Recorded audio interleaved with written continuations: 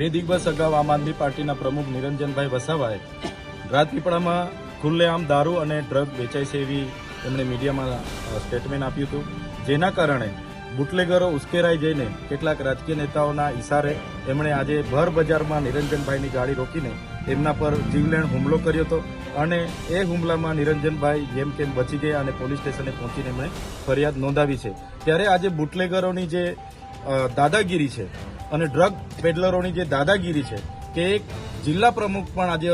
સુરક્ષિત નથી, ત્યારે સામાન્ય જનતાની તો શું વાત થાય। ત્યારે એમના પર કડકમાં કડક કાર્યવાહી થાય, એમના પર જે જીવલેણ હથિયારો હતા એ જમા કરવામાં આવે, એમની ગાડીઓ જમા કરવામાં આવે અને એમને લેસ્ટેડ બુટલેગરો જેટલા પણ છે એમના પણ કેટલી એફઆઈઆરો ભૂતકાળમાં થઈ છે એ યાદી સાથે આવનારા દિવસોમાં કડક કાર્યવાહી થાય, તડીપાર પાસા સુધીની કાર્યવાહી થાય એ અમારી માંગણી છે।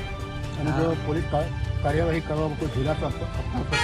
આમ આદમી પાર્ટીનું કહેવું છે? અહીંના પીઆઈ જે તપાસ અધિકારી છે એમણે કીધું છે 24 કલાકની અંદર એમની ધરપકડ પણ કરીશું, એમના તમામ હથિયારો જપ્ત કરીશું, એમની ગાડીઓ પણ જપ્ત કરીશું અને એમની દરખાસ્ત પણ આવનારા દિવસોમાં અમે કલેક્ટરશ્રીને મોકલીશું। જો આમ નહીં થશે તો અમે બધા જ લોકો નિરંજનભાઈ એમના પરિવારની સુરક્ષા માટે રાજપીપળામાં ભેગા થઈશું, એસપી કચેરીએ જઈશું અને એસપી સાહેબને વિનંતી કરીને એમના પર કડકમાં કડક કાયદેસરની કાર્યવાહી થાય એવી અમે માંગ કરીશું।